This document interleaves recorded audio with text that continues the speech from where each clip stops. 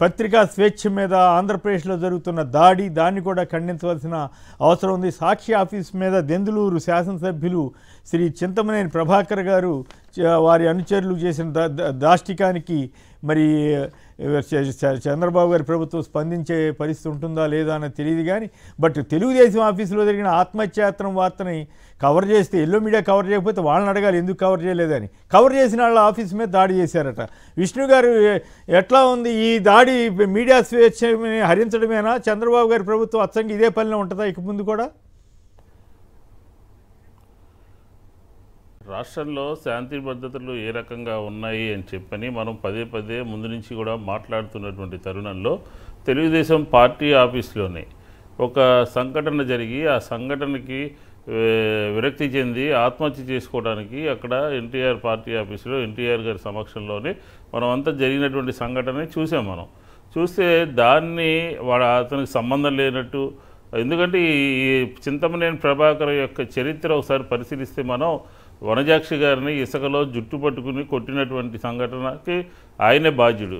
తర్వాత దళితుల మీద కించపరిచేటటువంటి వ్యాఖ్యలు చేయటము, తర్వాత మొన్న ఈ మధ్య డ్రైవర్ని నా కొడుకు అడ్డద్ది అని చెప్పని మాట్లాడటము, ఇదంతా ఏంటంటే అతని రౌడీజం కానీ సంఘ వ్యతిరేక కార్యక్రమాలు కానీ చేస్తున్నటువంటి తరుణంలో ఒక వార్తని ఆధారంగా చేసుకుని జరిగినటువంటి సంఘటనని సత్యాన్ని బేస్ చేసుకుని ఒక వార్త రాస్తే దాని మీద తిరగబడి పత్రికా ఆఫీస్ మీదకి వెళ్ళటము, అతని అనుచరులతో కలిసి ధ్వంసం చేయటము, ఇది తెలుగుదేశానికి ఇది ఎప్పుడు కూడా మామూలు విషయమే. ఎందుకంటే ఈ మధ్యకాలంలో ఇలాంటి పనులు చేస్తున్నారు, లేదంటే పోలీసులకి కంప్లైంట్ ఇచ్చి కేసులు పెట్టిస్తున్నారు.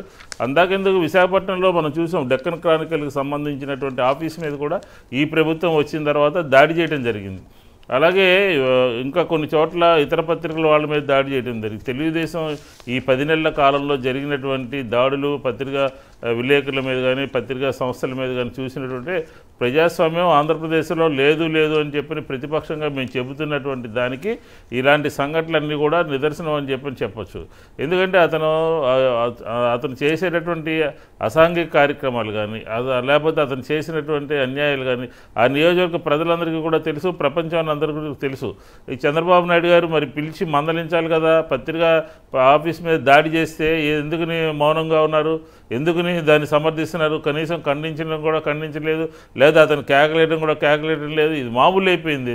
ఇసుక దోపిడీ చేసినా, పత్రికా స్వేచ్ఛను హరించినా, పత్రికా ఆఫీసుల మీద దాడి చేసినా, లేకపోతే హత్యలు చేసినా, అసలు ఎందుకు వ్యక్తులు చేయడం కాదు, వ్యవస్థ ప్రభుత్వమే ఆ దారిలో నడుస్తుంది. ప్రభుత్వ పెద్దలే ఆ దారిలో రెడ్ బుక్ అని పెట్టుకుని నడుస్తూ ఉన్నారు. కాబట్టి ఈ సంఘటనని తీవ్రంగా ఖండించాల్సినటువంటి అవసరం ఉంది. ఈ సమాజంలో ఉన్నటువంటి మేధావులు కానీ తటస్థవాదులు కానీ మిగతా పెద్దలందరూ కూడా ఇది గమనించాల్సినటువంటి అవసరం ఉంది. ఎందుకంటే ఒక పత్రికా ఆఫీస్ మీద పోయి ఈ జిల్లాలోనే ఆ సాక్షి ఎడిషన్ రానివ్వనని చెప్పని మాట్లాడుతున్నారంటే ఎంత అధికార మదంతో మాట్లాడుతున్నాడు, ఎంత దౌర్జన్యపూరితమైనటువంటి అహంభావంతో మాట్లాడుతున్నాడు. ప్రభుత్వము తక్షణమే స్పందించాలి, దీన్ని ఖండించాలి, లేకపోతే దీని వెనకాల ప్రభుత్వమే ఉన్నట్టుగా కూడా చూడాల్సినటువంటి అవసరం ఉంటుంది. రైట్. విజయబాబు గారు చెప్పండి, ఇప్పుడు టీడీపీ ఆఫీస్ మీద దాడి చేశారని చెప్పి ఆరోపణతో ఆయన స్వయంగా అక్కడ లేకపోయినా వల్లభనేని వంశీ మీద SC ST యాక్ట్ కూడా పెట్టి నెలల తరబడి జైల్లో ఉంచుతున్నారు.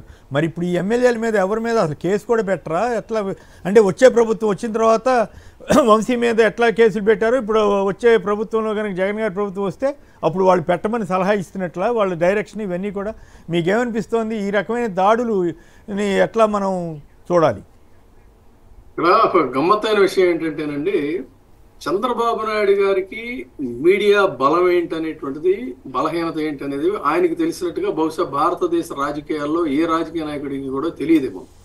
అలాంటిది ఆయన పూర్తిగా ఆయన ఎదుగుదలకు ప్రతి కోణంలో కూడా, ప్రతి అడుగులో కూడా, ప్రతి మెట్టులో కూడా ఈ జర్నలిస్టులు అనేటువంటిది, మీడియా అనేటువంటిది ఆయనకు తెలుసు.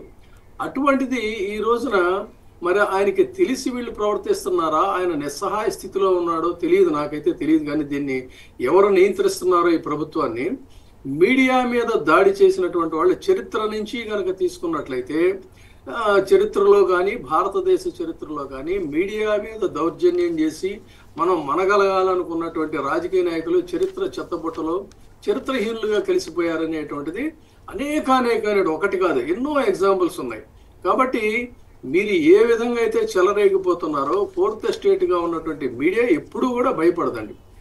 భారతదేశ సరిహద్దుల్లో దేశ రక్షణ కోసం సైనికులు ఏ విధంగా అయితే పనిచేస్తున్నారో అంతే స్థాయిలో ఈ దేశంలో కూడా ఆ విధంగానే ఈ మీడియా జర్నలిస్టులు కూడా పనిచేస్తున్నారు. అయితే అటు దేశ రక్షణలో ఎవరైతే సైనికుల ముసుగులో ఉండి దేశ ద్రోహానికి పాల్పడుతున్నారో అలాంటి వాళ్ళు ఈసారి కుప్పలుగా జర్నలిజంలో కూడా జర్నలిజం ముసుగులో ఉండి కూడా ద్రోహులుగాను దుర్మార్గులుగా తయారయ్యే పరిస్థితి కూడా వచ్చింది. కాబట్టి దీన్ని ఆసరా చేసుకుని జర్నలిజం అంటే మనకి భజన చేయటమే, జర్నలిజం అంటే మన కొమ్ము గాయటమే, జర్నలిజం అంటే ప్రశ్నించకపోవటం అనేటువంటి భ్రమంలో ఉన్నటువంటి వాళ్ళు ఖచ్చితంగా రేపు భారీ మూల్యం చెల్లించుకుంటారు. ఇక మీరు ఇంకొక పైగా ఈ చింతమనేని అనేటువంటి ఒక అసాంఘిక శక్తులు, ఈ అసాంఘిక శక్తులని సరే ప్రజాస్వామ్య వ్యవస్థలో ఉన్నటువంటి పరిస్థితుల దృష్ట్యా వీళ్ళు ప్రజాప్రతినిధులుగా గెలిచిన తర్వాత బూతు పంచాంగాలు నోరు తెరిస్తే తమకు ఎదురు లేదని చెప్పిన. అయితే ఇక్కడే గమనించాల్సింది ఏంటంటే ఇలాంటి శక్తుల్ని ఖచ్చితంగా అణచివేయాల్సినటువంటి అవసరం ఉంది. ప్రజలు కూడా ఇటువంటి వాళ్ళకి సాంఘిక బహిష్కరణ అనేటువంటిది చేయాలండి. అతనికి ఉన్నటువంటి ఇమేజ్ ఏంటనేది ఓవరాల్ గా ఈ రాష్ట్రంలో అతనికి తెలిసి కూడా ఈ వీళ్ళే కాదు, ఇలాంటి వాళ్ళు ఇంకా 4-5 తెలుగు రాష్ట్రంలో ఉన్నారు. వీళ్ళంతా తమకు నోరున్నంత వరకే అని చెప్పని రెచ్చిపోతున్నారు. కానీ ఖచ్చితంగా వీళ్ళు చరిత్రహీనులుగానే మిగులుతారు. మహా అయితే పోయేదే ఉంది. ఇప్పుడు మనకి ప్రజాస్వామ్యంలో స్వాతంత్రోద్యమంలో కూడా జర్నలిస్టులు కలం యోధులుగా నిలబడి ప్రాణత్యాగాలు చేసినటువంటి వాళ్ళు ఉన్నారు. వాళ్ళ యొక్క సమున్నత వారసత్వాన్ని తీసుకొని రాబట్టే ఇది ఫోర్త్ ఎస్టేట్గా ఇవాళ రాజ్యాంగంలో మనగలుగుతుంది. అంటే అందుకని రాజ్యాంగ ప్రతినిధులుగా ఉన్నటువంటి వీళ్ళ మీద దౌర్జన్యాలు చేయటం, వీళ్ళ గొంతులు నొక్కేయాలనుకుంటే కళాన్ని విరిచేయాలనుకుంటే కరవాలంగా మారుతుందండి. జర్నలిస్టుల గళాన్ని నొక్కేయాలి అనుకుంటే 1,00,000 కంఠాల గళంగా ఒక విప్లవ గళంగా నినదిస్తుంది. ఈ కఠోర సత్యాలు చంద్రబాబు నాయుడు గారికి అయితే తెలుసు, ఇటువంటి అల్పజీవులకి తెలియదేమో కానీ వారికి తెలుసు. దానికి వారు ఖచ్చితంగా భవిష్యత్తులో భారీ మూల్యం చెల్లించుకుంటారు. అయితే మళ్ళీ నెక్స్ట్ టాపిక్స్ ఉన్నాయి కాబట్టి ఇటువంటి అరాచక శక్తులు పోలీసు ముసుగులో కానీ రాజకీయ నాయకుల ముసుగులో కానీ వీళ్ళు కనుక ఇష్టం వచ్చినట్టుగా చెలరేగిపోతే ఏం జరుగుతుంది? ముఖ్యంగా పోలీసు అధికారులు ఎడాపెడా కేసులు బనాయించినట్టయితే వాళ్ళ పరిస్థితులు భవిష్యత్తులో ఎలా ఉంటాయనేది మీరు నెక్స్ట్ నాకు అవకాశం ఇచ్చినప్పుడు నేను చెప్తాను. రైట్.